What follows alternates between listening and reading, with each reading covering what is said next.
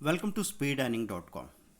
दोस्तों, इस सीरीज़ में हम लोग ये देख रहे हैं कि कौन कौन से ऐसे इन्वेस्टर्स हैं जिन्होंने करोड़ों रुपए स्टॉक मार्केट में बनाए हैं, क्योंकि ये जानना आपके लिए काफ़ी ज़रूरी है। जब हम अपने आसपास सुनते रहते हैं कि स्टॉक मार्केट में लोग बर्बाद हो जाते हैं, तो वही माइंडसेट, वही कोर बिलीफ हमारा बन जाता है। जब तक हम ये सक्सेसफुल लोग नहीं देखते, हमको ये भरोसा नहीं होता कि स्टॉक मार्केट में अकेले आदमी ने ऐसा फॉर्च्यून बनाया है जो बहुत बड़ी बड़ी इंडस्ट्रीज़ खड़ी करके भी कोई इंडस्ट्रियलिस्ट भी मुश्किल से बना पाता है।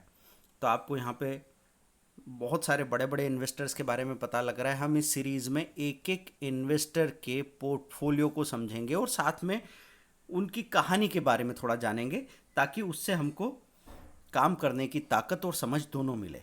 तो यहाँ बात कर रहे हैं आज हम मोहनीश परबई के बारे में।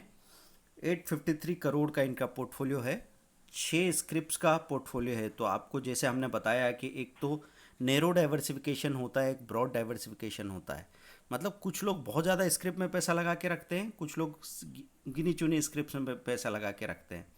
जैसे यहाँ पे अगर ऊपर से नीचे तक आप देखें तो बहुत सारे ऐसे लोग मिलेंगे जिनके पास नंबर ऑफ़ स्क्रिप्ट काफ़ी ज़्यादा है।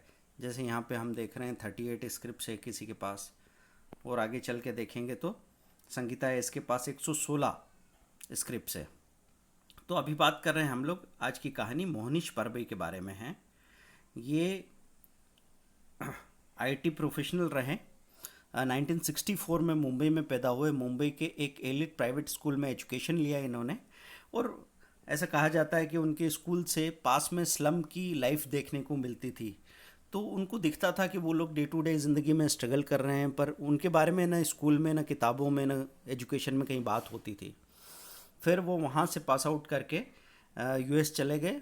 वहाँ उन्होंने अपना आईटी का डिग्री किया। फिर एक अच्छे जॉब में गए।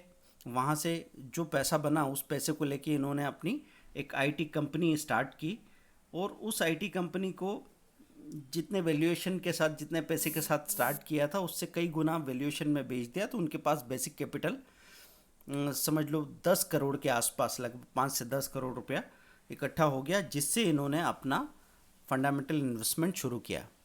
परवई साहब वॉरेन बफे को बहुत मानने वाले थे, पर कमाल की बात यह है कि 30 साल की उम्र तक उन्होंने वॉरेन बफे का नाम भी नहीं सुना था। और फिर उन्होंने स्टडी किया, फंडामेंटल स्टॉक्स में इन्वेस्टमेंट शुरू किया, और धीरे धीरे धीरे वो सबसे अच्छे वैल्यू इन्वेस्टर बन गए। उन्होंने इतना बड़ा कदम उठाया कि एक बार वॉरेन बफे साहब के साथ लंच करने के लिए 6.5 लाख, 6.5 लाख डॉलर्स का खर्च किया, और उनके साथ बैठ के लंच किया। तो इस तरह की तैयारी के साथ उन्होंने काम किया। आज उनका जो फंड है, जो फंड मैनेज करते हैं, वो पिछले 2000 से लेके 2020 तक लगातार अच्छा परफॉर्म कर रहा है, ज़बरदस्त परफॉर्म कर रहा है। वो वैल्यू, अच्छी कंपनीज़ को सही वैल्यूएशन पे उठाने का उनका कंसेप्ट है जो यूज़ करते हैं। हम यहाँ पे देखें इसको, कि उनके पोर्टफोलियो में भी अब एक चीज़ ये देखनी है आपको। ये उनके पोर्टफोलियो का ग्राफ है। तो ये इस तरीके से यहाँ पे वैल्यूएशन बढ़ा था। ये कब की बात है, हम थोड़ा सा टाइमलाइन से देख लें। दिसंबर 2017 की बात है। फिर यहाँ पे आपको दिख रहा है जून 2018, दिसंबर 2018। फिर वहाँ से माइनस होते होते -57% का लो भी दिखाया है मार्च अप्रैल में, जब बाज़ार में गिरावट हुई, और वहाँ से अभी 14% का गेन दिख रहा है। तो आप देख सकते हैं कि एक इन्वेस्टर को ये सब झेलना पड़ता है। अब नीचे चलते हैं, हम इनके पोर्टफोलियो को सीधा देखने पे आते हैं। तो पोर्टफोलियो को देखते वक्त हम क्या देखेंगे, आप कॉपी पेन लेके तैयार रहिए और नोट कीजिए। सबसे ज़्यादा होल्डिंग वैल्यू किस स्टॉक की है, सबसे पहले हम ये देखना चाहेंगे। देखिए 50.1 करोड़, इसको क्लिक किया हमने तो सबसे ऊपर सबसे ज़्यादा क्या दिख रहा है, सनटेक रियल्टी 192 करोड़ का। दूसरा दिख रहा है रेन इंडस्ट्रीज़ 185 करोड़ का। तीसरा दिख रहा है कावेरी सीड्स 180 करोड़। चौथा दिख रहा है कोल्टे पाटिल डेवलपर 89 करोड़। फिर दिख रहा है परबई इंडियन एनर्जी एक्सचेंज 85 करोड़, और परबई इन्वेस्ट ये आपका दिख रहा है एडलवाइज फाइनेंशियल 50 करोड़ का। ठीक है, तो ये 6 स्टॉक्स सामने नज़र आ रहे हैं हमको। अब हम यहाँ पे ये भी देख सकते हैं कि इनकी होल्डिंग कैसे बढ़ती गई गिरती गई। तो यहाँ पे पता लग रहा है कि होल्डिंग मार्च से लेके अभी तक थोड़ी कम ही हुई है। 3.73 से घट के 2.4 और 2.39 थोड़ा सा इन्होंने बुक किया है।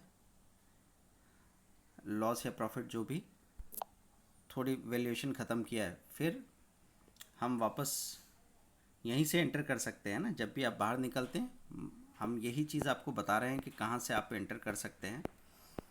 अब वापस हम यहाँ पे कैसे देखा था हमने, होल्डिंग वैल्यू देखी थी, तो होल्डिंग वैल्यू यहाँ पे देखिए और फिर आप हर एक स्टॉक का ये जो आपको सिंबल दिख रहा है यहाँ से पता कर सकते हैं कि उसमें इन्होंने अपनी होल्डिंग बढ़ाई है, कम की है, क्या किया है। अब हम जानना चाहते हैं कि ये स्टॉक जो हैं फंडामेंटली इनमें से ज़्यादा भरोसेमंद स्टॉक्स कौन से हैं। तो ब्रोकर रिपोर्ट्स में हम जाएंगे और उसकी समरी देखेंगे।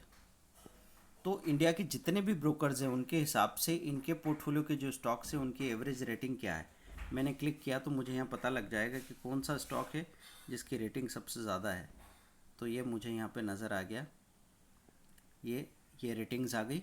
कावेरी सीड कंपनी, कोल्टे पाटिल, इनकी 5-5 की रेटिंग है। बाकी सनटेक रियल्टी 3 की रेटिंग है। एडेलवाइस फाइनेंशियल, इंडियन एनर्जी और रेन इंडस्ट्रीज़ की ऐसी कोई रेटिंग नहीं बता रखी है। तो जिनमें रेटिंग ज़्यादा है वहाँ आप बड़ा पैसा लगा सकते हैं, जिनकी रेटिंग कम है वहाँ कम पैसा लगा सकते हैं। तो ये होगी सारे ब्रोकर्स के हिसाब से उनकी धारणा, उनका जो कन्विक्शन है उसका समरी आपको मिल गया। अब हम चले जाते हैं शेयर होल्डिंग में। शेयर होल्डिंग में म्यूचुअल फंड की होल्डिंग देख लें हम, तो करेंट क्वार्टर में म्यूचुअल फंड की होल्डिंग कैसी है इसकी भी आप एक लिस्ट बना लेंगे कि सबसे ज़्यादा होल्डिंग इंडियन एनर्जी एक्सचेंज की है, फिर सनटेक रियल्टी की है, फिर एडेलवाइस फाइनेंशियल की है, फिर रेन इंडस्ट्रीज़ की है। कावेरी सीड और क्वालिटीपार्ट की होल्डिंग कम है। यहीं पे शेयर होल्डिंग में अगर हम एफआईआई को भी चेक करना चाहें तो एफआईआई को भी चेक किया जा सकता है। एफआईआई की करेंट क्वार्टर में होल्डिंग सबसे ज़्यादा कहाँ है, तो एफआईआई की आपको दिख रही है एडेलवाइस फाइनेंशियल में सबसे ज़्यादा होल्डिंग है, इंडियन एनर्जी एक्सचेंज में है, सनटेक रियल्टी, कावेरी सीड, कोल्टे पाटिल और रेन इंडस्ट्री में सबसे कम है। तो एफआईआई की होल्डिंग वाले स्टॉक जब भी उछाल आएगा सबसे पहले भागेंगे, ऊपर जाने की कोशिश कर सकते हैं। अब इसके बाद में टेक्निकल्स अगर हम देखना चाहें तो टेक्निकल्स को क्लिक करके moving averages, MACD, 52 week range, volume और दूसरी चीज़ें यहाँ पे चेक की जा सकती है। 52 हफ्तों की रेंज अगर देख लें तो ये पता लग सकता है। दूसरी एक और चीज़ आप अगर ये देखना चाहें कि क्या क्या पॉसिबिलिटी है टारगेट्स की, तो ब्रोकरेज रिपोर्ट में एक और चीज़ थी, समरी में उन्होंने एक एवरेज टारगेट भी दे रखा था, ब्रोकर एवरेज टारगेट। तो वहाँ आपको पता लग सकता है कि वो एवरेज टारगेट क्या दिया हुआ है। कावेरी सीड अभी चल रहा है 363, एवरेज टारगेट 600 रुपये का है। सनटेक रियल्टी का एवरेज टारगेट 490 का है जबकि 154 चल रहा है। कोल्टे पाटिल 159 है, उसका एवरेज टारगेट 310 है। एडेलवाइस फाइनेंशियल और इंडियन एनर्जी एक्सचेंज और रेन इंडस्ट्रीज़ का टारगेट यहाँ पे ऐसे मेंशन नहीं किया हुआ है। तो दोस्तों ऐसे लगातार अगर आप अच्छे इन्वेस्टर्स के पोर्टफोलियो को चेक करते रहेंगे तो ऐसा हो सकता है आपने आज इस लिस्ट में से कुछ स्टॉक के नाम तो कभी सुने भी नहीं होंगे, सुने होंगे तो उनको कभी अच्छा स्टॉक जाना या माना नहीं होगा। और यहाँ आपको अच्छे mid and small cap stock जो मल्टी बैगर हो सकते हैं उनका पता लगता है, साथ में एक इन्वेस्टर की सक्सेस स्टोरी का पता लगता है और उनके स्ट्रगल का भी पता लगता है कि कैसे उन लोगों को पेन और गेन लेना पड़ते हैं। तो ये कैंडलस्टिक चार्ट और सारी समरी यहाँ पे दी हुई है। दोस्तों आज हमने बात की मोहनीश परबई के बारे में। ये इसमें कई बार लेटेस्ट क्वार्टर का डिटेल भी आता था, वो चीज़ अभी यहाँ देखने को नहीं मिल रही है। अगर दिसंबर की शेयर होल्डिंग देखना चाहें तो आप यहाँ से देख सकते हैं कि अभी मार्च का आपने देखा, मार्च का एंडिंग क्वार्टर, अगर दिसंबर की हम होल्डिंग देखना चाहते थे तो यहाँ आपको पता लग जाता है कि holding percentage value, holding value कैसी थी। तो ये 197 करोड़ था, अभी 192 दिख रहा है। कावेरी सीड की होल्डिंग ज़्यादा थी, सनटेक की कम थी। कावेरी को उन्होंने थोड़ा कम किया है इसलिए सनटेक नंबर 1 पे आ गया है। रेन इंडस्ट्रीज़ तीसरे नंबर पे नज़र आ रहा था, इसको शायद कम किया गया है। Indian energy exchange Kolte Patil और लास्ट में एडलवाइस फाइनेंशियल था। ये 39 करोड़ था, अभी 85 करोड़ के आसपास तो कहीं दिख रहा है, मतलब इसमें होल्डिंग बढ़ाई गई है। तो ये 2 क्वार्टर आप कंपेयर करके ये भी पता कर सकते हैं किस किस में बढ़ाया है, किस किस में कम किया है। तो आप ऐसी एक लिस्ट सुनेंगे और उसी में खरीदने लग जाएंगे, ऐसा तो नहीं होगा। आप ऐसे कई अच्छे इन्वेस्टर्स के स्टॉक्स को पहले नोट कर लेंगे, फिर उनमें से चुन के ब्रोकरेज रेटिंग, उनका जो एवरेज टारगेट है और सेक्टर वगैरह का बैलेंस बनाते हुए फिर हम अपना पोर्टफोलियो बना सकते हैं। पर दोस्तों बहुत अच्छा तरीका है 3000 कंपनीज़ में से चुन के 50 कंपनीज़ निकाल के बाहर लाना और उन 50 में से 10 बेस्ट कंपनीज़ को चुनना। ये आपको बहुत बहुत पैसा दे सकता है और कंप्यूटर पे जो फ्री ऑफ कॉस्ट डाटा मिल रहा है वो आपको इतना समझदार बना सकता है कि ज़िंदगी में आगे आप कई गुना आगे जा सकें, है ना। तो ये सारी चीज़ें आपको यहाँ सीखने को मिलती है। साइड में यहाँ पे आपको चार्ट्स मिल रहे हैं, यहाँ मालूम पड़ रहा है कि कौन कौन से स्टॉक में इन्होंने अभी खरीदी की है। तो यहाँ नज़र आ रहा है इंडियन एनर्जी एक्सचेंज सबसे ज़्यादा खरीदा है, दूसरा कोल्टे पाटिल खरीदा है। बेचने में पता लग रहा है रेन इंडस्ट्रीज़ काफ़ी बेचा है, कावेरी सीड बेचा है और एडलवाइस फाइनेंशियल थोड़ा बेचा है। तो ये चीज़ आपको ये बता सकती है। अब ये बात ये दिसंबर के बारे में है, तो हम लोग क्या करेंगे, यही चीज़ अभी करेंट क्वार्टर के बारे में देखने की कोशिश करेंगे, तो हमको पता लग जाएगा कि सीन क्या है। तो सबसे ऊपर ये सनटेक रियल्टी, मतलब ये इसी क्वार्टर की बात हो रही है। हम साइड में जाके देखें कि अभी क्या ख़रीदा है। तो अभी यहाँ पे दिख रहा है आपको एडलवाइस फाइनेंशियल और कोल्टे पाटिल, ये ज़्यादा ख़रीदा है। एडलवाइस में पिछली बार आप सेलिंग देख रहे थे, अब यहाँ पे बाइंग आई है। इन्होंने इंडियन एनर्जी एक्सचेंज को बेचा था और बेचा था थोड़ा कावेरी सीड को। अभी की बात करें इस क्वार्टर में मार्च तक। दोस्तों ये सारी बातें हमने आपको समझाने की कोशिश की, थोड़ा सा दिमाग पे जोर देने की कोशिश कीजिएगा। मतलब कभी कभी लोगों को लगता है ये सब मुश्किल है, मुझे तो एकदम से समझ में नहीं आया, तो दोबारा वीडियो को सुनिए, धीरे धीरे समझ में आने लग जाता है। लेकिन अगर आप करोड़ों रुपए कमाने की बात कर रहे हो तो आलसी से काम नहीं चलेगा। लड्डू कहीं पे रखा हुआ नहीं है, आपको चीज़ें समझनी सीखनी पड़ती है। अब परभई साहब की कहानी में एक चीज़ हम देखते हैं कि हम अपने आप को कोई बहाना तो नहीं दे रहे कि वो तो मुंबई में पैदा हुए थे, वहाँ किसी प्राइवेट स्कूल में चले गए, फिर उन्होंने एक अच्छा जॉब किया, वहाँ से पैसे बनाए, पैसे थे इसलिए लगा पाए।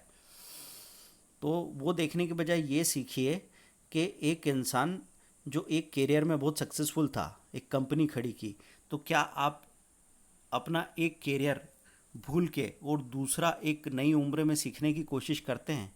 क्या आपके अंदर वो कलेजा है कि आप कोई नया एक्सपेरिमेंट कर पाएँ किसी एक फील्ड में बहुत सफल होने के बाद? या फिर अगर हम इंजीनियर बने, डॉक्टर बने, सीए बने तो ज़िंदगी भर वही लेवल सर पे चिपका के जीते रह जाते हैं? तो ज़िंदगी में कई तरीके से सक्सेसफुल होने के लिए, बहुत कामयाब और सारी दुनिया देखने के लिए दिमाग और दिल की खिड़की खुली रखना बहुत ज़रूरी है और सीखना उसका सबसे अच्छा रास्ता है। तो दोस्तों आप हमारे साथ सीख सकते हैं वीडियो कोर्सेज़ में। 12,900 का ऑफ़र चल रहा है, 12,900 पे करके 3 वीडियो कोर्स ले सकते हैं और उसके साथ में 2 महीने का फ्री एडवाइस, मतलब 45 टू 50 डेज़ का फ्री सपोर्ट मिलेगा, पेड सपोर्ट जो कम से कम 20,000 का होता है। साइट पे जाइए www.speedearning.com और सीखें जो भी कोर्स से आप शुरुआत करना चाहें, पहले इंट्राडे, फिर निफ्टी ऑप्शन, उसके बाद बाकी सारे courses. Thank you very much, bye.